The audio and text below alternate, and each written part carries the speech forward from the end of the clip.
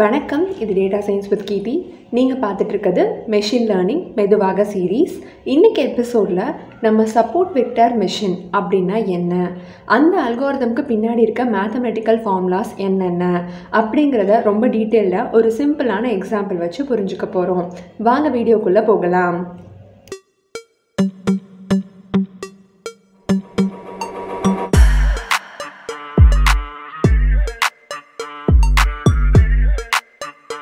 இன்றைக்கி செஷனுக்கான யூஸ் கேஸாக நான் ஒரு சோம்பேறி டேட்டா செட் எடுத்துகிட்டு வந்திருக்கேங்க. இந்த டேட்டா செட்டில் ஹார்ஸ்னு ஒரு காலம் இருக்குல்ல, இதில் பாசிட்டிவில் இருக்க வேல்யூஸ்லாம் ஒருத்தவங்க டெய்லியும் எவ்வளோ மணி நேரம் படிக்கிறாங்க அப்படிங்கிறதையும், நெகட்டிவில் இருக்க வேல்யூஸ் எல்லாம் எவ்வளோ மணி நேரம் தூங்குறாங்க அப்படிங்கிறதையும் டிஃபைன் பண்ணுது. அண்ட் படிக்கிறத வச்சுட்டு அவங்க பாஸ் ஆகுறாங்களா ஃபெயில் ஆகுறாங்களா, எவ்வளோ ஸ்கோர் வாங்குறாங்க அப்படின்னு சொல்லிட்டு கம்ப்ளீட்லி இமேஜினரியாக ஒரு டேட்டா செட் எடுத்துகிட்டு வந்திருக்கேன். ஃபஸ்ட்டு சப்போர்ட் வெக்டர் மெஷின்னா யார், அவரோட பேக்ரவுண்ட் என்ன அப்படிங்கிறத பார்த்துடலாம். So it is a machine learning algorithm that can be used for both கிளாசிஃபிகேஷனுக்கும் யூஸ் பண்ணலாம், ரெக்ரெஷனுக்கும் யூஸ் பண்ணலாம் அப்படின்னு சொல்கிறாங்கங்க. அதாவது கிளாசிஃபிகேஷன் நமக்கு நல்லாவே தெரியும், எஸ் ஆர் நோ கொஷின்ஸ் எல்லாத்தையும் சால்வ் பண்ணுறது, அதை கண்டுபிடிக்கிறது. இங்கே நம்மளோட டேட்டா செட் எடுத்துக்கிட்டிங்கன்னா நம்ம எவ்வளோ மணி நேரம் தூங்குறோம், எவ்வளோ மணி நேரம் படித்தோம் அப்படின்றத வச்சு பாஸ் ஆகுமா ஃபெயில் ஆகுமா அப்படின்னு ப்ரிடிக்ட் பண்ணுறது கிளாசிஃபிகேஷன் ப்ராப்ளமாக எடுத்துக்கலாம். அண்ட் ரெக்ரெஷன் ப்ராப்ளம், ரெக்ரெஷன்னா அகைன் கண்டினியூஸ் வேல்யூஸை ப்ரிடிக்ட் பண்ண ட்ரை பண்ணுவாங்க. இங்கே நம்மளோட சோம்பேறி டேட்டா செட்டில் நம்மளோட ஸ்கோர் வேல்யூ இருக்கு இல்லையா, அதாவது 70 மார்க் வாங்குறாங்களா, 60 மார்க் வாங்குறாங்களா, ஜஸ்ட் பாஸ் ஆகிறாங்களா, இந்த வேல்யூஸை ரெக்ரெஷன் ப்ராப்ளம் அப்படின்னு எடுத்துக்கலாம். இவ்வளோ நேரமாக நம்ம linear regression used for regression, logistic regression used for classification அப்படின்னு தான் படிச்சுட்டு இருந்தோம். இனிமேல் நம்ம பார்க்க போகிற அல்காரிதம்ஸ் எல்லாமே mostly used for both purposes, classification and regression அப்படின்னு படிப்போம். சப்போர்ட் வெக்டர் மெஷின் எதனால் இந்த பேர் வச்சாங்க அப்படின்றத புரிஞ்சுக்கலாம். ஸோ சப்போர்ட் அப்படின்னா தமிழில் ஆதரவு அப்படின்னு சொல்கிறாங்க. வெக்டர் அப்படின்னா நமக்கே நல்லா தெரியும், ஒரு value with direction and magnitude, அதான் வெக்டர்னு சொல்லுவாங்க. நீங்கள் சிம்பிளி வெக்டர் அப்படின்னா இங்கே ஒரு பாயிண்ட் அப்படின்னு சொல்லி புரிஞ்சுக்கலாம். ஸோ ஆதரவு தரக்கூடிய பாயிண்ட்ஸ் எல்லாம் வச்சு ஒரு மெஷின் லேர்னிங் மாடலை பில்ட் பண்ணுறாங்க. அதை சப்போர்ட் வெக்டர் மெஷின் அப்படின்னு கூப்பிடுறாங்க. ஸோ அகைன் மெஷின்னு ஏமா பேர் வச்சாங்க அப்படின்னு கேட்டிங்கன்னா, it is used for both classification and regression. So உனக்கும் வேணாம் எனக்கும் வேணாம் அப்படின்னு சொல்லிட்டு மெஷின், சப்போர்ட் வெக்டர் மெஷின் அப்படின்னு முடிச்சுட்டாங்க. ஃபஸ்ட்டு கிளாசிஃபிகேஷன் ப்ராப்ளம் எடுத்துகிட்டு அதை இங்கே கிராஃபாக போட்டு வச்சுருக்கேன்.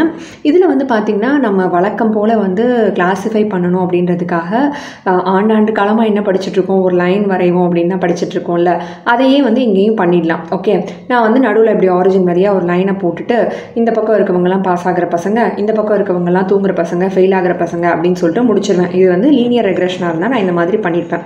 பட் சப்போர்ட் வெக்டர், இந்த ஆதரவு பாயிண்ட்ஸ் இருக்காங்க பார்த்தீங்களா, இதை வச்சுட்டு எஸ்விஎம்மில் என்ன பண்ணுறாங்கன்னா மார்ஜின் அப்படின்னு ஒரு கான்செப்ட் கொண்டு வராங்கங்க. அதாவது நம்மளோட அந்த ஆக்சுவல் லைன் இருக்குல்ல, அந்த லைனோடவே கூட 2 பேர் அப்படியே ரயில்வே ட்ராக் மாதிரி ஓடுறாங்க, அவங்கள மார்ஜின்ஸ் அப்படின்னு டிஃபைன் பண்ணுறாங்க. ஓகேவா, இந்த மார்ஜின்ஸில் பியூட்டி என்னன்னு பார்த்தீங்கன்னா, they are passing through the points. அந்த பாயிண்ட்ஸை தான் சப்போர்ட் வெக்டர்ஸ் அப்படின்னு சொல்கிறாங்க. அந்த பாயிண்ட்ஸ் ஆர் நத்திங் பட் நம்ம டேட்டாவில் இருக்க ஆக்சுவலான பாயிண்ட்ஸு. ஸோ அந்த பாயிண்ட்டை அப்படியே அந்த பாயிண்ட் வழியாக போகிறதா இருக்கணும் இந்த மார்ஜின் அப்படின்னு சொல்கிறாங்க. அதாவது மார்ஜின்னா சும்மா நான் 0ன்னு வச்சுக்கோங்களேன், இந்த பக்கம் 0.1, இந்த பக்கம் -0.1ல் ஒரு மார்ஜின் வரைஞ்சிட்டு இதுதான் என்னோட மார்ஜின், நான் சப்போர்ட் வெக்டர் மார்ஜின் வரைஞ்சிட்டேன் அப்படின்னு சொல்ல முடியாது. ஆக்சுவலாகவே அந்த மார்ஜின் டேட்டா செட்டில் இருக்க ஒரு பாயிண்ட் வழியாக போகணும்.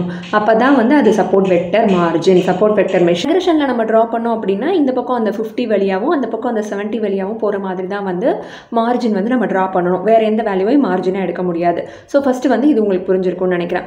சரி, ஆல்ரெடி லீனியர் ரெக்ரெஷனில் சிங்கிள் லைனாக இருக்கப்பவே நல்லா தானே ஓடிட்டு இருந்தது, எதுக்காக இந்த மார்ஜின் கொண்டு வந்த, இதனால யாருக்கு என்ன யூஸ் அப்படின்னு நீங்கள் கேட்டிங்கன்னா, ஸோ சிங்கிள் லைனை வரைஞ்சப்போ இருந்த பெனிஃபிட்டை விட இந்த ரயில்வே தண்டவாளம் வந்ததுக்கப்புறம் என்ன ஆயிடுச்சுன்னா, நம்ம டேட்டா பாயிண்ட் எல்லாமே இந்த தண்டவாளத்துக்குள்ளேயே வந்துடுது மோஸ்ட்லி. ஓகேவா, அண்ட் இன்கேஸ் நம்ம டேட்டா செட்டில் அவுட்லேயர் ஏதாவது இருக்குன்னு வச்சுக்கோங்களேன், எங்கிட்ட தூரத்தில் ஏதாவது ஆட் ஒன் அவுட் மாதிரி ஏதாவது டேட்டா பாயிண்ட் ஸ்கேட்டர் ஆகிருந்தது அப்படின்னா அதெல்லாம் நம்ம ரொம்ப ஃபோக்கஸே பண்ண போகிறது கிடையாது. ஏன்னா நம்ம குத்து மதிப்பாக இந்த ரேஞ்சில் கரெக்டாக ப்ரிடிக்ட் பண்ணி சொன்னாவே போதும். அந்த அவுட்லேயர்லாம் எனிவே நம்ம மாடல் கிட்ட கொடுத்தோன்னா மாடல் கன்ஃபியூஸ் தான் ஆக போகுது. ஸோ சப்போர்ட் வெக்டர் மெஷினோட பியூட்டி என்னென்னா, இந்த மார்ஜின் வரைகிறது மூலியமாக எதை ஃபோக்கஸ் பண்ணணும், தேவையில்லாதெல்லாம் கழட்டி விட்டுட்டு எந்த ரயில்வே ட்ராக் மட்டும் நம்ம ஃபோக்கஸ் பண்ணணும் அப்படிங்கிறத அழகாக நமக்கு லே டவுன் பண்ணி கொடுத்துட்றாங்க. ஓகே, கிளாசிஃபிகேஷன் கிளாஸிஃபிகேஷன்லேயும் சேம் வே, கிளாஸிஃபிகேஷன்லேயும் அதே மாதிரி தான். ஒரு லைனை போட்டு மேலே இருக்கவங்களாம் கிளாஸ் 0, கீழே இருக்கவங்களாம் கிளாஸ் 1 அப்படின்னு ப்ரெடிக்ட் பண்ணதை காட்டிலும் இந்த மார்ஜின்குள்ளே யாராவது வராங்க, ஏதாவது மிஸ் கிளாஸிஃபிகேஷன் மாதிரி ஆகுது, தப்பாக ஏதாவது வந்து வருது அப்படின்னா கூட அதை பெருசாக கண்டுக்க போகிறது கிடையாது. எங்களுக்கு தேவை மார்ஜின் மேலே இருக்கவங்க ஒரு கிளாஸ், மார்ஜின் கீழே இருக்கவங்க ஒரு கிளாஸ். ரொம்ப ஜென்ரலைஸ்டான ஒரு மாடலை தான் நம்ம உருவாக்கணும் இல்லையா? நம்ம இதை தான் கண்டுபிடிக்க போகிறோங்க. ஒரு லைனை கண்டுபிடிக்க போகிறோம், அது கூட சேர்ந்து அதோட 2 மார்ஜினையும் கண்டுபிடிக்க போகிறோம். ஓகேவா? இங்கே ஒரே ஒரு கண்டிஷன் மட்டும் அவங்க ஆட் பண்ணுறாங்க. அது என்னன்னு கேட்டிங்கன்னா, இந்த மார்ஜின் இருக்குது பார்த்தீங்களா, அந்த மேலே இருக்க லைனுக்கு மேலே இருக்க மார்ஜின் அண்ட் கீழே இருக்க மார்ஜின், இவங்க 2 பேத்துக்கும் நடுவில் இருக்க டிஸ்டன்ஸ் வந்து முடிஞ்ச அளவுக்கு மேக்ஸிமமாக இருக்கிறது நல்லது அப்படின்னு ஒரு கண்டிஷன் மட்டும் ஆட் பண்ணியிருக்காங்க. அந்த மாதிரி இருக்க டேட்டா பாயிண்ட்ஸ் தான் வந்து நம்ம சப்போர்ட் வெக்டர்ஸாக எடுத்துக்கணும் அப்படின்னு சொல்கிறாங்க. இப்போ நான் என்னோட டேட்டா செட்டை கொஞ்சம் வந்து ட்வீட் பண்ணுறேன்னு வச்சுக்கோங்களேன். இப்போ வந்து என் டேட்டா செட் மாறிடுச்சு. இப்போ என்கிட்ட வந்து 0.5, 0.2 வேல்யூஸ்லாம் கூட ஆட் ஆகிருக்கு. ஓகேவா? இப்போ வந்து நான் பார்த்தேன்னா 0.5 கூட எடுக்கலாம் மார்ஜினா, 0.2 கூட எடுத்துக்கலாம் மார்ஜினா, 1 கூட எடுக்கலாம் மார்ஜினா. ஓகேவா? பட் எனக்கு 0.5லேருந்தே வந்து வேரியேஷன் இருக்குது. அதாவது 0.5லேருந்தே கிளாஸ் 5 ப்ளஸ் 0.5 இருக்கவங்க அண்ட் -0.5 இருக்கவங்க வந்து கிளாஸ் 0, இவங்க வந்து கிளாஸ் 1 தான் ஸ்ப்ளிட் ஆகுறாங்க. ஸோ நான் என்ன பண்ணலாம் அப்படின்னு பார்த்தீங்கன்னா, இந்த குட்டியூண்டு மார்ஜின் எடுக்கிறத காட்டிலும் எனக்கு எங்கேருந்து பார்த்தாலும் வந்து டீவியேஷன் நல்லா தெரியுது. கிளாஸ் 0 யார், கிளாஸ் 1 யாருன்னு என்னால் பிரித்து சொல்ல முடியுது இல்லையா? அதனால மேக்ஸிமம் டிஸ்டன்ஸ் இருக்குது. இந்த வேல்யூவை தான் வந்துட்டு மார்ஜினாக வந்து டிசைட் பண்ணி எடுத்துக்கணும் அப்படின்னு சொல்கிறாங்க. மார்ஜின் இவ்வளோ நேரமாக பேசணும்ல, இதில் வந்து ஆக்சுவலி 2 டைப்ஸ் வந்து இருக்குது. ஒன்று வந்து ஹார்ட் மார்ஜின், இன்னொன்று வந்து சாஃப்ட் மார்ஜின் அப்படின்னு சொல்கிறாங்க. ஸோ இந்த ஹார்ட் மார்ஜின் அப்படின்னா என்னென்னு கேட்டிங்கன்னா, நம்மளோட டேட்டா செட் வந்து அப்படியே தெளிவாக வந்து லீனியர்லி செப்பரபிளாக இருக்குங்க. சாஃப்ட் மார்ஜின் அப்படின்னா என்னென்னா, ரொம்ப அழகாக வந்து லீனியர்லி செப்பரபிளாக இருக்காது அந்த டேட்டா செட்டு. ஏன்னு கேட்டிங்கன்னா, லைக் சில டேட்டா பாயிண்ட்ஸ் வந்து சம்டைம்ஸ் கிளாஸ் 1ஓட சில பாயிண்ட்ஸ் வந்து அங்கே உட்காந்துருக்கும், கிளாஸ் 0ஓட சில பாயிண்ட்ஸ் வந்து இங்கே உட்காந்துருக்கும். இந்த மாதிரி இருக்க டேட்டா செட்டுக்கெல்லாம் நம்ம வந்து சாஃப்ட் மார்ஜின் ப்ரிஃபர் பண்ணணும் அப்படின்னு சொல்கிறாங்க. ஸோ ஹார்ட் மார்ஜின் அப்படின்னா என்னென்னா, ரொம்ப ஸ்ட்ரிக்டான ஒரு மார்ஜின்ங்க. அந்த மார்ஜின் என்ன சொல்லுன்னா, நீ வரைகிற மார்ஜினுக்குள்ளே எதுவுமே வந்து பக்கத்தில் இருக்கவங்களோடது இருக்கவே கூடாது. அவன் என்ன அவனோடது மட்டும்தான் இருக்கணும், அவன் கூட இருக்கவனோடதுலாம் இருக்கக்கூடாது. அந்த மாதிரி ரொம்ப ஸ்ட்ரிக்டாக வந்து ரூல்ஸ் வச்சுருப்பாங்க. ஓகே, சாஃப்ட் மார்ஜினில் என்ன பண்ணுவாங்கன்னு கேட்டிங்கன்னா, கொஞ்சம் வந்து லீனியாரிட்டி இருக்கும். லைக் ஓகேப்பா, கொஞ்சம் நீ வந்து பரவாயில்ல, கிளாஸ் 0 தான், அவனோட மார்ஜின் தான், நீ எனக்கு நல்லா தெரியும், பட் கிளாஸ் 1ஓட ஆட்கள் யாரோ 1-2 பேர் உனக்குள்ளே இருந்தாங்கன்னா கூட நான் வந்து உன்னை அக்செப்ட் பண்ணிக்குவேன், ஐ டோன்ட் மைண்ட் அப்படின்னு சொல்லிடுவாங்க. ஸோ ஹானஸ்ட்டாக பார்த்தீங்கன்னா, ரியல் வேர்ல்டில் யூஸ் கேஸில் ஆக்சுவலான டேட்டா செட் எல்லாமே வந்து சாஃப்ட் மார்ஜின் தான் மோஸ்ட்லி யூஸ் பண்ணுவாங்க. ஏன்னா எல்லா டேட்டாவுமே அழகாக லீனியபிளாக செப்பரபிளாக அப்படியே லட்டு மாதிரி நம்ம கையில் வந்து யாரும் தரமாட்டாங்க. ஸோ ரெண்டுத்துக்கும் டிஃப்ரெண்ட் மேத்தமெட்டிக்கல் ஃபார்முலாஸ் இருக்குது. அது என்னன்றதை ஒன்றா பார்க்கலாம். Always starts with a line. ஓகேவா? ஸோ நம்ம ஃபஸ்ட்டு லைனை தான் வரைய போகிறோம். அந்த லைனுக்கு அப்புறமா மேக்ஸிமம் டிஸ்டன்ஸில் இருக்க சப்போர்ட் வெக்டர்ஸ்குள்ளே பாஸ் ஆக போகிற மார்ஜின்ஸை வந்து எடுத்து வச்சுக்க போகிறோம். அவ்வளோதான் நம்ம மொத்தமாகவே பண்ண போகிறோம். SVMல வந்து வச்சுருக்கேன். இன்புட் ஃபீச்சர் வந்து ஒன்று தான் அப்படின்னா mx + b அப்படின்னு சொல்லி எழுதிடுவேன். நிறைய ஃபீச்சர்ஸ் இருக்குது இன்புட் ஃபீச்சர்ஸ் என்கிட்ட அப்படின்றப்ப m1x1 + b, m2x2, m3x3 அந்த மாதிரி நிறைய வந்து ஸ்லோப்ஸும் நிறைய வந்து இன்புட் வேரியபிள்ஸும் வந்து ஆட் ஆகும். ஓகேவா? இது வந்து நம்ம லீனியர் ஃபார்மெட்டில் இந்த மாதிரி வந்து ரெப்ரசென்ட் பண்ணுவோம். பட் இதை வந்து வெக்டர் ஃபார்மெட்டில், அதாவது மேட்ரிக்ஸ் ஃபார்மெட்டில் வந்து நம்ம இன்னொரு விதமாக கூட வந்து ரெப்ரசென்ட் பண்ணலாம் அப்படிங்கிறாங்க. And it is a very important. w2x + b = 0 அப்படின்னு கூட டிஃபைன் பண்ணலாம் அப்படிங்கிறாங்க. ஸோ ஒரு டேர்மாக போகலாம். இந்த w அப்படிங்கிறது வந்து வெயிட் மேட்ரிக்ஸ் அப்படின்னு சொல்கிறாங்க, எக்ஸுங்கிறது வந்து இன்புட் மேட்ரிக்ஸ், அண்ட் பிங்கிறது நமக்கு முன்னாடியே தெரிஞ்ச மாதிரி ஒரு இன்டர்செப்ட் வேல்யூ. அவ்வளோதான். ஓகேவா? டபிள்யூவும் எக்ஸும் தான் மேட்ரிக்ஸ், பின்றது ஒரு சாதாரண ஒரே ஒரு value, single value. Okay, and டபிள்யூவில் வந்துட்டு நம்ம முன்னாடி சொன்னோம்ல, இப்போ நிறைய n டைமென்ஷனல் இன்புட் அரேஸ் இருக்குது அப்படின்றப்ப நம்ம x1 x2 அந்த மாதிரி எடுத்துப்போன்ட்டு. ஸோ இங்கே எல்லாத்தையுமே வந்து மேட்ரிக்ஸ் ஃபார்மெட்டில் எழுதுறாங்க. ஸோ டபிள்யூக்கு டிரான்ஸ்போஸ்னு போட்டிருக்காங்க, உங்களுக்கு நல்லா தெரியும்னு நினைக்கிறேன். டிரான்ஸ்போஸ்னால் வந்துட்டு வெர்டிக்கலாக இருக்கிறது ஹரிசாண்டல் ஆகிடும், ஹரிசாண்டலாக இருக்கிறது வெர்டிக்கலாக ஆகிடும். So now we have the equation f(x) = wtx + b வந்து இருக்குது. நம்மக்கிட்ட இங்கே டபிள்யூவில் வந்து 2 வேல்யூ இருக்குது, w1 w2, எக்ஸில் வந்து 2 இருக்குது, x1 x2 அண்ட் b. நீங்கள் யோசிக்கலாம், w2 யார், x2 யார், இவ்வளோ நேரமாக வந்து ஒரே ஒரு இன்புட் ஃபீச்சர் தானே நீ கொடுத்துட்டு இருந்த, ஒரே ஒரு ஹார்ஸ் மட்டும் தான் இன்புட்டாக வச்சுருந்தேன்ட்டு. ஸோ இங்கே வந்து இந்த கான்செப்ட் சேஞ்சஸ். முன்னாடி தான் y = mx + b, y வந்து லெஃப்ட் சைடில் இருந்தது. இங்கே வந்து everything is inside a single equation, wtx + b. So இந்த இந்த W2 X2 நான் டிஃபைன் பண்ணது ஆக்சுவலான அந்த ஒய்யோட வேல்யூவை தான். ஓகேவா, just reminder. Okay, and now வந்து இப்போ நாம் என்ன பண்ணலாம், வழக்கம் போல் நம்ம என்ன பண்ணுவோம், லைன் ஈக்குவேஷன் எடுத்துகிட்டு நம்ம பாட்டுக்கு இஷ்டத்துக்கு ஏதோ ஒரு வேல்யூ வந்து கொடுத்துட்டு வில் சீல ஹவு இட் ஒர்க்ஸ் அப்படின்னு சொல்லிட்டு அதே தான் நான் இங்கேயும் பண்ண போகிறேன். W1க்கும் W2க்கும் வந்து நானாக ஒரு 2 வேல்யூ எடுத்துக்கிறேன், 0.1 0.2 அந்த மாதிரி எடுத்துக்கிறேன். ஃபார் எக்ஸ்ப்ளனேஷன் பர்பஸஸ் B வந்து இப்போதைக்கு 0ன்னு சொல்லிட்டு நான் வந்து விட்டுடுறேன். நம்ம எடுத்துக்கிட்ட இந்த W1B வேல்யூஸை நம்மளோட சோம்பேறி கிளாஸிஃபிகேஷன் டேட்டா செட்டில் நான் அப்ளை பண்ணேன் அப்படின்னா நமக்கு இந்த மாதிரி ஒரு ஃபார்முலா கிடைக்குதுங்க. ஒய்க்கு வந்து இந்த மாதிரி ஒரு ஃபார்முலா கிடைக்குது. இதை தான் வந்து நம்ம பேசிக்லி என்னன்னு சொல்லுவோம், இட் இஸ் அ பிளேன்னு சொல்லுவோம். கரெக்டாக, ஏன்னா நமக்கு மோர் தென் 1 டைமென்ஷன் போகுது அப்படிங்கும் போதே லைன்லேருந்து வி ஆர் ஸ்விட்சிங் to the plane concept. So இதில் வந்து X1க்கும் X2க்கும் நம்மளோட இன்புட்லேருந்து நம்ம வேல்யூ சப்ஸ்டியூட் பண்ணோம் அப்படின்னா இந்த மாதிரி தான் நமக்கு வந்து அவுட்புட் இருக்கும். ஸோ இந்த கிராஃபில் வந்து நீங்கள் பார்த்தீங்க அப்படின்னா இந்த ரெட் கலர் பாயிண்ட்ஸ் வந்து ஒரு கிளாஸையும் இந்த க்ரீன் கலர் பாயிண்ட்ஸ் வந்து இன்னொரு கிளாஸையும் டிஃபைன் பண்ணுறாங்க. நடுவில் இருக்கிற இந்த ஆரஞ்சு கலர் பிளேன், இந்த பிளேன் தான் வந்து இப்போ நம்ம கண்டுபிடிச்ச அந்த ஈக்குவேஷன். ஸோ பேசிக்லி என்ன நடக்கும்னா, இவ்வளோ நேரமாக நான் லைன் பேசிகிட்டு இருந்தது இப்போ பிளேனாக நான் உங்களுக்கு வந்து விஷுவலைசேஷனில் காமிச்சிட்ருக்கேன். பிகாஸ் வைல் ப்ரோக்ராமிங் இப்படி தான் வந்து இருக்கும் அப்படின்றத நீங்கள் தெரிஞ்சுக்கணுன்றதுக்காக. So next coming to the actual work, நம்ம என்ன பண்ணணும்னா இந்த லைன் அப்படியே வச்சுட்டு இப்போ மார்ஜின் வந்து வரைய ட்ரை பண்ணோம். ஏன்னா மார்ஜின் வரைஞ்சதுக்கப்புறமா தான் SVMA கம்ப்ளீட் ஆகுது இல்லையா. ஸோ மார்ஜினுக்கு வந்து ஈக்குவேஷன் ஃப்ரேம் பண்ண ட்ரை பண்ணுறேன். So margins are nothing but நம்ம லைன் கூடவே ரயில்வே ட்ராக் மாதிரி போகிற 2 லைன்ஸ். கரெக்டாக, ஒரு லைன் வந்து நம்ம லைனுக்கு மேலே போகுது, இன்னொரு லைன் வந்து நம்ம லைனுக்கு கீழே போகுது. ஓகே, ஸோ இந்த மேலே போகிற லைனோட ஈக்குவேஷனை நான் என்னென்னு எடுத்துக்கிறேன்னா WT X + B = 1 அப்படின்னு சொல்லி எடுத்துக்கிறேன். முன்னாடி = 0 இருந்தது நார்மலான ஈக்குவேஷனில், லைன் ஈக்குவேஷனில். இங்கே = 1ன்னு கொடுக்குறேன். ஸோ இது வந்து உங்களுக்கு என்ன புரியுதுன்னா, நம்ம லைன்லேருந்து ஒரு அடி தூரத்தில் 1 ஸ்டெப் மேலே வந்துட்டு இந்த அப்பர் மார்ஜின் வந்து இருக்குது அப்படின்னு உங்களுக்கு புரிஞ்சிருக்கும். நெக்ஸ்ட்டு வந்து இந்த லோயர் மார்ஜின் இருக்குது இல்லையா, லைனுக்கு கீழே இருக்க மார்ஜின், அதோட ஈக்குவேஷன் எப்படி எடுத்துக்கிறேன்னா WT X + B = -1 அப்படின்னு எடுத்துக்கிறேன். நம்ம லைன்லேருந்து 1 ஸ்டெப் பேக்வேர்டில் வந்துட்டு இந்த லோயர் மார்ஜின் இருக்குது அப்படிங்கிறது தான் இதோட அர்த்தம். ஸோ ஒன்ஸ் ஒரே ஒரு கன்ஸ்ட்ரெயின்ட் நம்ம படித்தோம் இல்லையா, இந்த என்டையர் SVMK ஒரே ஒரு ஸ்விட்ச் தாங்க. அது என்னன்னு கேட்டிங்கன்னா, த margin distance should be maximum. இந்த 2 லைனுக்கும் நடுவில் இருக்க அந்த டிஃப்ரென்ஸ், இந்த டிஃப்ரென்ஸ் இருக்குது பார்த்தீங்களா, அது வந்து ரொம்ப ரொம்ப அதிகமாக இருக்கணும். அப்போ தான் நம்ம SVM வந்து எல்லாத்தையும் நல்லா கேப்சர் பண்ணோம் அப்படின்றது தான் கோல்டன் ரூல். ஸோ இதுக்காக நான் என்ன பண்ணுறேன்னா, இந்த 2 ஈக்குவேஷன் எடுத்துகிட்டு இது 2த்துக்கும் நடுவில் இருக்க டிஃப்ரென்ஸ் கண்டுபிடிக்க போகிறேன். Difference is nothing but subtract பண்ண போகிறேன். ஓகே, சப்ராக்ட் பண்ணும்போது பார்த்தீங்கன்னா எனக்கு இது 2த்துக்கும் நடுவில் இருக்க difference is given by 2/W transpose அப்படின்னு சொல்கிறாங்க. ஓகே, ஸோ என்னோட வேலை இதை வந்து மேக்ஸிமைஸ் பண்ணணும், மேக்ஸிமமாக வந்து இந்த டிஸ்டன்ஸை கொண்டு வரணும் அப்படிங்கிறது. So now our cost function for SVM is being born. Cost ஃபங்க்ஷனும் அகைன் வந்து ஹார்ட் மார்ஜினுக்கு ஒரு காஸ்ட் ஃபங்க்ஷன் அண்ட் சாஃப்ட் மார்ஜினுக்கு இன்னொரு காஸ்ட் ஃபங்க்ஷன், அந்த மாதிரி ஸ்ப்ளிட் பண்ணியிருக்காங்க. ஹார்ட் மார்ஜினோட காஸ்ட் ஃபங்க்ஷன் வந்து பார்த்துடலாம். எனக்கு நல்லா தெரியும், நீ போன ஸ்க்ரீனில் காமிச்ச ஃபார்முலாக்கும் இந்த ஃபார்முலாக்கும் சம்மந்தமே இல்லையே, என்னது இது அப்படின்னு தானே யோசிக்கிறீங்க. ஓகே, ஸோ நான் வந்து போன ஸ்க்ரீனில் என்ன காமிச்சேன்னா, அந்த 2/W டிரான்ஸ்போஸை நம்ம வந்து மேக்ஸிமைஸ் பண்ணணும், அதுதான் SVMோட கோல்டன் ரூல் அப்படின்னு சொன்னேன். கரெக்டாக, காஸ்ட் ஃபங்க்ஷன் வந்து மினிமைஸ் பண்ணுற ஃபங்க்ஷனாக தான் இருக்கணும் இல்லையா, நம்ம நல்லாவே படிச்சிருப்போம். எரர் ரேட்டை வந்து மினிமைஸ் பண்ணுறதுக்காக தான் நம்ம ஆப்டிமைசேஷன் அல்காரிதமே கொண்டு வருவோம். And optimisation algorithm is applied for the cost function. கரெக்டாக, ஸோ இங்கே என்ன பண்ணாங்கன்னா, நம்ம போன ஸ்க்ரீனில் பார்த்த மேக்ஸிமைஸை வந்து மினிமைஸ்ன்னு மாற்றிக்கிறாங்க. மினிமைஸ்ன்னு மாற்றுறதுனால நியூமரேட்டர் டினாமினேட்டர் ஆயிடுச்சு, டினாமினேட்டர் தூக்கி நியூமரேட்டரில் போட்டுட்டாங்க. ஓகே, ஸோ நம்ம யூக்ளிடியன் நார்ம் அப்படின்னு சொல்லுவாங்கங்க. அதாவது W டிரான்ஸ்போஸ் வந்து இங்கே 2 கோடுக்குள்ளே வந்துருக்குல்ல, இதை வந்து யூக்ளிடியன் நார்ம் அப்படின்னு சொல்கிறாங்க. ஸோ இதுக்கும் அதுக்கும் என்ன சம்மந்தம் அப்படின்னு கேட்டிங்கன்னா, பேசிக்காக W டிரான்ஸ்போஸ்னால் என்ன, it is basically our weight matrix. ஓகேவா, அவ்வளோதானே, அது ஒரு வெயிட் மேட்ரிக்ஸ், அதில் வெயிட் வெக்டரோட வேல்யூ எல்லாமே வந்து இருக்க போகுது. யூக்ளிடியன் நார்ம் அப்படின்றது என்னன்னு கேட்டிங்கன்னா, இப்போ நமக்கு ஒரு Wன்ற வெக்டரை வந்து ஒரே ஒரு சின்ன நம்பரை மாற்றுறதுக்காக இந்த mod of W, அதாவது யூக்ளிடியன் நார்ம் ஆஃப் W வந்து வந்திருக்கு அப்படின்னு நீங்கள் புரிஞ்சுக்கோங்க.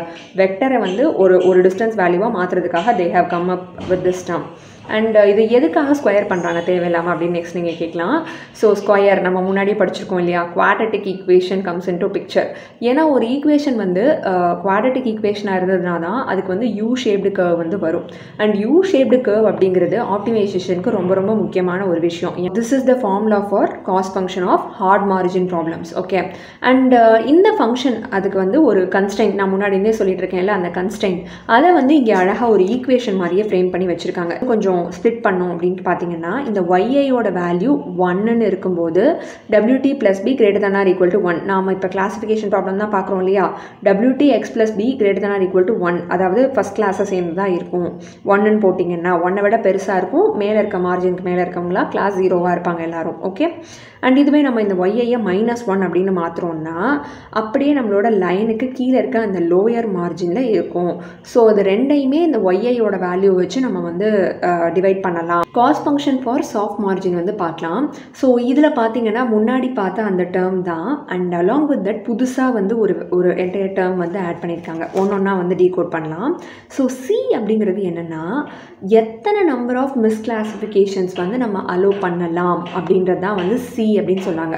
ஸோ அந்த மாதிரி லீனியராக விடுறது வந்து எத்தனை பேருக்கு விடலாம், எவ்வளோ பேருக்கு அந்த ஃப்ரீ பாஸ் இருக்குது அப்படிங்கிறத வந்து டிஃபைன் பண்ணுற பேராமீட்டராக இந்த சி வந்து யூஸ் பண்ணுறாங்க. ஓகேவா, இப்போ இந்த சியோட வேல்யூ 4 இருந்ததுன்னா ஸோ 4 பாயிண்ட் வந்து பக்கத்து கிளாஸோடது இருக்கலாம், மிஸ்கிளாசிஃபிகேஷன்ஸ் ஆர் அலவுட் அப்படின்னு அர்த்தம். 3 இருந்ததுன்னா 3 இஸ் அலவுட், 2 இருந்ததுன்னா 2 இஸ் அலவுட், அந்த மாதிரி. ஓகே, அண்ட் பக்கத்தில் இருக்க இந்த சமேஷன் டேர்ம் இது என்னன்னு பார்த்தீங்கன்னா summation of 1 to n eta I அப்படின்னு போட்டிருக்காங்க. ஸோ இந்த ஈட்டா அப்படிங்கிறது என்னென்னு பார்த்தீங்கன்னா distance of the incorrect data points from the margin அப்படிங்கிறாங்க. அதாவது சீனா நான் என்ன சொன்னேன், எவ்வளோ பேர் வந்து ஃப்ரீ பாஸ் வாங்கிக்கலாம், எவ்வளோ பேர் வந்து மிஸ்கிளாசிஃபை பண்ணிக்கலாம் அப்படிங்கிறத ஒரு பேராமீட்டர் வச்சு டிஃபைன் பண்ணுறாங்கன்னு சொன்னேன்ல. இப்போ அந்த எவ்வளோ பேரும் எவ்வளோ தூரத்தில் இருக்காங்க, அதாவது அந்த ஃப்ரீ பாஸ் இருக்கவங்கெல்லாம் நம்ம மார்ஜின்லேருந்து எவ்வளோ தூரத்தில் இருக்காங்க அப்படிங்கிறதையும் வந்து அக்கௌண்ட்டில் எடுத்துக்கணும் அப்படின்றதுக்காக அதை வந்து ஒரு சமேஷன் போட்டு ஆட் பண்ணி வச்சுருக்காங்க. ஓகேவா, ஸோ ஓவராலாக இந்த டேர்மை வந்து ஹிஞ்ச் லாஸ் அப்படின்னு சொல்லிட்டு சொல்கிறாங்கங்க. அதாவது மொத்தமாக இந்த டேர்ம் வந்து என்ன சொல்லுதுன்னா இந்த சாஃப்ட் மார்ஜினில் நம்ம பார்ஷியாலிட்டி காமிக்கிறோம் பார்த்தீங்களா கொஞ்சம் பேருக்கு, அவங்க வந்து எத்தனை பேராக இருக்கலாம், எவ்வளோ தூரத்தில் இருக்கலாம் அப்படிங்கிற ரெண்டு விஷயத்தையும் கம்பைன் பண்ணி வச்சுருக்கு. இன்னொரு டேர்ம் ஆட் ஆயிருக்கு which is nothing but 1 minus eta I.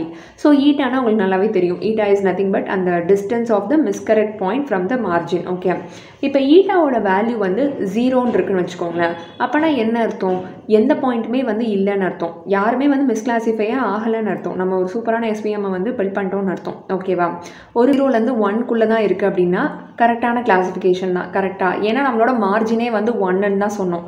So 1ஐ விட உள்ளே தான் இருக்குது, 1 மைனஸ்ன்னு தான் போட்டிருக்காங்க அங்கே. ஓகேவா, ஸோ அதோட வேல்யூ வந்து சின்ன வேல்யூவாக தான் வந்து வரப்போகுது. So it is accepted. நம்ம வந்து வேலை ஈட்டாவோட வேல்யூ 1ஐ விட பயங்கர பெருசாக இருக்குது அப்படின்னா 1 - 1 it is going to be 0. நம்ம லைனை தாண்டி எங்கேயோ இருக்குது. So it is a misclassification அப்படின்னு சொல்லிட்டு சொல்கிறாங்க. மெஷினில் ரெக்ரெஷனுக்கும் கிளாஸிஃபிகேஷனுக்கும் பெருசாக டிஃப்ரென்ஸ் கிடையாது. ட்ரைனிங் வைஸ் நான் சொல்கிறேன். ஸோ ட்ரைனிங்கில் என்ன பண்ணுவாங்கன்னா சேம் கதை தான். அங்கே டேட்டா செட் எடுத்துக்குவாங்க, அந்த டேட்டா செட்டுக்கு நடுவில் ஒரு லைன் வரைய ட்ரை பண்ணுவாங்க.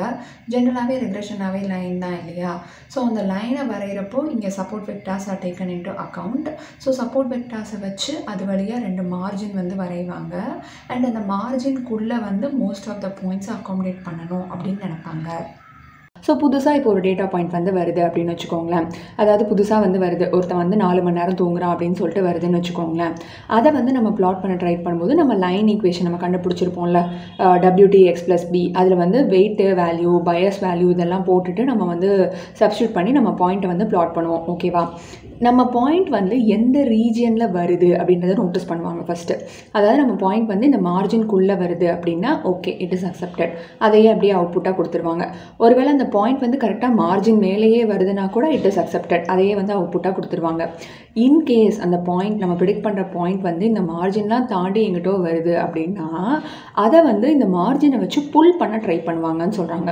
ஸோ புல் பண்ணுறது இஸ் நத்திங் பட் இந்த சப்போர்ட் வெக்டர் இருக்கும் இல்லையா, இவங்க தானே சப்போர்ட் பண்ண போடியவங்க, இவங்க தானே ஆதரவுக்கு தரக்கூடிய அந்த வெக்டர்ஸ், இவங்களோட வெயிட்டை வச்சு அந்த வேல்யூவை இன்ஃப்ளூயன்ஸ் பண்ணி மாற்ற ட்ரை பண்ணுவாங்க. Okay, hard margin is nothing but நமக்கே நல்லா தெரியும்ல, லைக் எல்லா டேட்டா பாயிண்ட்டையுமே நம்மளோட இந்த ரயில்வே ட்ராக்குள்ளே வந்து கொண்டு வரணும் அப்படின்னு நினைப்பாங்க. இன்கேஸ் நம்ம ரெக்ரெஷன் டேட்டா செட் வந்து பயங்கரமாக வந்து தாறுமாறாக இருக்குன்னு வச்சுக்கோங்களேன், அவுட்லேயர்ஸ் அப்படி இப்படின்னு இருந்ததுன்னா அது எல்லாத்தையுமே நம்ம ரயில்வே ட்ராக்கில் கொண்டு வரணும்னா ட்ராக்கை பயங்கரமாக பெருசாக்கணும். Okay, which is practically not feasible. Like ஒருவேளை நம்ம டேட்டா செட் இன்கேஸ் வந்து நல்லா வந்து டென்ஸாக இருக்குது, ஒரு இடத்துல மட்டும்தான் வந்துட்டு கும்பலாக இருக்குது அப்படின்றப்ப நம்ம வந்து மார்ஜின் யூஸ் பண்ணி ஹார்ட் மார்ஜின் ப்ராப்ளம் வச்சு சால்வ் பண்ணிக்கலாம். ஹார்ட் மார்ஜினுக்கு காஸ்ட் ஃபங்க்ஷன் வந்து எடுத்துக்கிட்டிங்க அப்படின்னா நம்ம கிளாஸிஃபிகேஷனில் பார்த்தோம்ல சேம் வே தான். டபிள்யூஐயும் பிஐயும் மினிமைஸ் பண்ணணும் யூஸிங் திஸ் ஃபார்முலா. வந்து கன்ஸ்டன்ட் என்னென்னு பார்த்தீங்கன்னா நம்மளோட டேட்டா பாயிண்ட் வந்து நம்ம மார்ஜின்குள்ளே வந்துருச்சு அப்படின்னா இங்கே எப்சிலான் அப்படிங்கிறது எதை டினோட் பண்ணுதுன்னா அந்த டிஸ்டன்ஸை வந்து சொல்கிறாங்கங்க. So distance is nothing but நம்மளோட மார்ஜினுக்கும் நம்மளோட லைனுக்கும் நடுவில் இருக்க அந்த கேப் அதை வந்து எப்சிலான் வச்சு டினோட் பண்ணுறாங்க. ஒருவேளை அது ரெண்டுத்துக்கும் நடுவில் இருக்க டிஸ்டன்ஸ் வந்து உள்ளுக்குள்ளே வந்துருச்சு எப்சிலான்குள்ளே தான் வருது அதோட வேல்யூ அப்படின்னா இட் இஸ் அக்செப்டட். ஒரு soft margin. So soft margin நமக்கு முன்னாடியே தெரியும், கொஞ்சம் பேரை வந்து போனால் போகுது அப்படின்னு சொல்லி விடுவாங்கன்னு சொல்லி படிச்சிருக்கோம்ல, அதே கான்செப்ட் தான் இங்கேயும். இங்கே வந்து இந்த லாஸை வந்து என்னன்னு சொல்கிறாங்கன்னா அங்கே ஹிஞ்ச் லாஸ் சொன்னாங்கல்ல, இங்கே வந்து எப்சிலான் இன்சென்சிட்டிவ் லாஸ் அப்படின்னு சொல்லிட்டு சொல்கிறாங்கங்க. ஸோ இந்த லாஸோட ஃபார்முலா வந்து முன்னாடி பார்த்தா அதே தான் எக்ஸாக்டாக. என்னன்னு பார்த்தீங்கன்னா 2 ஈட்டா டேர்ம் வந்து இங்கே ஆட் பண்ணியிருக்காங்க. ஒன்று ஈட்டா ப்ளஸ் இன்னொன்று வந்து ஈட்டா மைனஸ் அப்படின்னு சொல்லியிருக்காங்க. ஸோ இது வந்து லைக் ரெக்ரெஷன் ப்ராப்ளம் இல்லையா. இந்த ஈட்டா ப்ளஸ் வந்து எதை டினோட் பண்ணுது அப்படின்னா மேலே இருக்க அந்த பாயிண்ட்ஸோட டிஸ்டன்ஸை வந்து ஈட்டா ப்ளஸ் வந்து டிஃபைன் பண்ணுது. ஈட்டா மைனஸ் வந்து எதை டிஃபைன் பண்ணுது அப்படின்னா நம்மளுடைய அந்த ரெக்ரெஷன் லைனுக்கு கீழே இருக்க அந்த மார்ஜின் இருக்குல்ல அவங்கள தாண்டி இருக்க அந்த பாயிண்ட்ஸ், அந்த பாயிண்ட்ஸோடைய டிஸ்டன்ஸை வந்து ஈட்டா மைனஸ் வந்து கால்குலேட் பண்ணுது. அகைன் சி அப்படிங்கிறது ஒரு வெயிட் பேராமீட்டர் மாதிரி தான். சியோட வேல்யூ சின்னதாக இருந்தது அப்படின்னா அதை வந்து நம்ம கொஞ்சம் கம்மியாக பனிஷ் பண்ணுவோம். சியோட வேல்யூ பெருசாக இருந்தது அப்படின்னா அதை வந்து நம்ம கொஞ்சம் அதிகமாக பனிஷ் பண்ணுறோம் அந்த மாதிரி. ஸோ இது எல்லாமே வந்து நம்ம வந்து லைக் ட்ரையல் அண்ட் டெஸ்ட் தான். லைக் எடுத்த உடனே சியோட வேல்யூ இவ்வளோ இருக்கணும், ஈட்டோட வேல்யூ இந்த ரேஞ்சில் இருந்தால் மாடல் நல்லா இருக்கும் அப்படின்லாம் யாராலையுமே டிஃபைன் பண்ண முடியாது. அந்த டேட்டா பாயிண்ட்டுக்கு எது கரெக்டாக இருக்குது அப்படின்றத நம்ம தான் ட்ரை பண்ணி ஆப்டிமைஸ் பண்ணி கண்டுபிடிக்கணும். ரெக்ரெஷனோட கோல்டன் ரூல் என்னென்னு பார்த்தீங்கன்னா வேல்யூஸ் வந்து எப்சிலான்குள்ளே வந்துட்டேன்னா பொழைச்சிக்கிட்டீங்க, எப்சிலானுக்கு வெளியே போயிட்டிங்கன்னா you are going to be penalised. Okay, so இது வந்து நம்மளோட சாஃப்ட் மார்ஜினுக்கு எந்த மாதிரி இருக்குது அப்படின்றத பார்க்கலாம். ஹார்ட் மார்ஜினுக்கு பார்த்தீங்க அப்படின்னா த சேம் தான், பட் ஈட்டா மட்டும் இருக்காது. ஓகே, சாஃப்ட் மார்ஜினுக்கு ஈட்டா மட்டும் ஆட் பண்ணியிருக்காங்க. So first one is for the points that are outside our margin in the upper side of the line. கீழே இருக்கிறது வந்து for the lower side of the line. நம்ம முன்னாடி போட்ட மாதிரியே same way the constant is being computed. Set வந்து like யூஸ்வலாக இந்த மாதிரி இருந்துட்டு இருக்குது. இன்கேஸ் நம்மளோட டேட்டா செட் இந்த மாதிரி கொடுக்குறாங்கன்னு வச்சுக்கோங்களேன். இந்த டேட்டா செட்டில் இப்போ நான் வந்து ஒரு லைன் வரையணும், போதாத குறைக்கு 2 மார்ஜின் வரையணும். பட் இந்த மாடல் வந்து எஃபிஷியண்ட்டான மாடல் கிடையாது. ஸோ இதை சால்வ் பண்ணுறதுக்காக என்ன பண்ணாங்கன்னா இந்த டேட்டாவை அப்படியே வந்து ஒரு ஹையர் டைமென்ஷனல் ஸ்பேஸில் வந்து அப்ளை பண்ணுறாங்கங்க. அப்படி அப்ளை பண்ணுறதுனால என்ன ஆகுதுன்னா அதாவது 2Dயாக இருக்கிறது 3Dயாக மாறிடுது. அதெல்லாம் we are going to draw hyper planes. நம்ம முன்னாடியே பார்த்துருக்கோம்ல டைமென்ஷன் பெருசாகும் போது லைன்லேருந்து நம்ம பிளேனுக்கு மூவ் ஆகிடுவோம் அப்படின்னு சொல்லிட்டு அந்த மாதிரி வரைஞ்சி டிஃப்ரென்ஷியேட் பண்ணுவோம். ஸோ எப்படி வந்து இந்த மாதிரி ஹையர் டைமென்ஷனுக்கு ப்ரொஜெக்ட் பண்ணுறாங்க அப்படின்னு கேட்டிங்கன்னா அதுக்காக என்ன பண்ணாங்க இந்த டேட்டாவை எடுத்துகிட்டு அது மேலே கொஞ்சம் டிரான்ஸ்ஃபர்மேஷன்ஸ் வந்து அப்ளை பண்ணுறாங்க. So what are these transformations? டிரான்ஸ்ஃபர்மேஷன்ஸ்னால் ஒன்றும் இல்லை, மேத்தமெட்டிக்கல் ஃபார்முலாஸ் தான். So y is equal to x இருந்தது இவ்வளோ நேரமாக. நம்ம அந்த எக்ஸுக்கு வந்து வேறு ஏதாவது ஒரு ஃபார்முலா கொடுக்குறது, எக்ஸ் ஸ்கொயர் இல்லைனா 3x + 2x square, 4x + 12x square, இந்த மாதிரி வேறு ஃபார்முலாஸ் யூஸ் பண்ணும்போது என்னோட கிராஃப் வந்து ஆப்வியஸாக வந்து ஹையர் டைமென்ஷனுக்கு ப்ரொஜெக்ட் ஆகுது.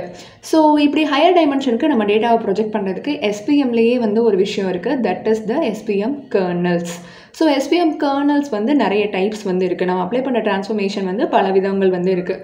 ஓகேவா, அது என்னென்னு பார்த்தீங்கன்னா polynomial kernel, RBF kernel, sigmoid kernel. இது மூணுமே வந்து ஆப்ஷனாக வந்து இந்த sklearn பேக்கேஜில் வந்து கொடுத்துருப்பாங்க. நாம் வந்து இது மூணில் எது வேணுமோ நம்ம வந்து சூஸ் பண்ணிக்கலாம். அதுக்கு தகுந்த மாதிரி உங்களுக்கும் ஃபார்முலா என்ன, பேசிக்லி பாலினாமியல்னா என்ன ஃபார்முலா இருக்குது, RBFனா என்ன ஃபார்முலா இருக்குது, சிக்மாய்னா என்ன ஃபார்முலா இருக்குது, எந்த ப்ராப்ளம்க்கு என்ன மாதிரி கர்னல் யூஸ் பண்ணால் நல்லா வந்து ஒர்க் ஆகும், இதெல்லாம் தான் நீங்கள் தெரிஞ்சுக்கணும். இது எல்லாத்தையுமே நாம் வந்து இம்ப்ளிமெண்டேஷனில் ப்ராஜெக்ட் பண்ணுவோம் இல்லையா, அப்போ வந்து ரொம்ப டீட்டெயிலாக நான் எக்ஸ்பிளைன் பண்ணுறேன். ஸ்டேஜ் என்னென்னு பார்த்தீங்கன்னா இந்த எரரை வந்து நம்ம வந்து ஆப்டிமைஸ் பண்ணுவோங்க. இதை வந்து ரொம்ப கம்மியான வேல்யூவாக கொண்டு வந்துட்டோம் அப்படின்னா தான் நம்மளோட மாடல் வந்து ஒரு நல்ல படித்த மாடல், ஒரு ஜென்ரலைஸ்டான மாடல் அப்படின்னு சொல்லி நம்ம டிஃபைன் பண்ண முடியும். இந்த பழனி மலை கான்செப்ட் தாங்க. நீங்கள் வந்து மேலே கண்ணை கட்டிட்டு தான் நின்றுட்டு இருக்கீங்க. You have to come down, optimise ஆகி எரரை மினிமைஸ் பண்ணணும். பட் குறுக்க இந்த கௌஷிக் வந்தா அப்படின்ற மாதிரி இந்த கன்ஸ்டன்ட் அப்படின்னு சொல்லிட்டு ஒன்று கொடுத்துருக்காங்க. சப்போர்ட் வெக்டர் மெஷினில் கிளாசிஃபிகேஷனுக்கு ஒரு கன்ஸ்டன்ட் இருக்குது, ரெக்ரெஷனுக்கு ஒரு கன்ஸ்டன்ட் இருக்குது. நம்ம ஒரு படியிலேருந்து கீழே இறங்கி வரும்போதுமே இந்த கன்ஸ்டன்ட்டை வந்து மனசில் நினச்சிட்டே வரணும் அப்படிங்கிறாங்க. ஸோ கீழே வரும்போது லைக் எரரை மினிமைஸ் பண்ணும்போது we have to make sure that நம்ம மார்ஜின் பெருசாக இருக்கணும், we have to make sure that நம்ம வேல்யூஸ் எல்லாம் மார்ஜின்குள்ளே அடங்கிடணும், லைக் கிளாஸிஃபிகேஷன்னா அந்த மாதிரி, ரெக்ரெஷன்னா இந்த மாதிரி இருக்கணும் அப்படின்னு வந்து நம்ம நினச்சிட்டே வரணும் அப்படிங்கிறாங்க. ஸோ நார்மலான கிரேடியன்ட் டிசென்ட்டில் இந்த கன்ஸ்ட்ரெயின்ட் ஃபார்முலாவை வந்து நம்ம உள்ளே கொண்டு வர முடியாது. ஏன்னா கன்ஸ்ட்ரெயின்ட் இஸ் இன்டர்னலி ஃபார்முலா இல்லையா, அந்த ஃபார்முலாவை உள்ளே இன்க்ளூட் பண்ணு அப்படிங்கிறாங்க.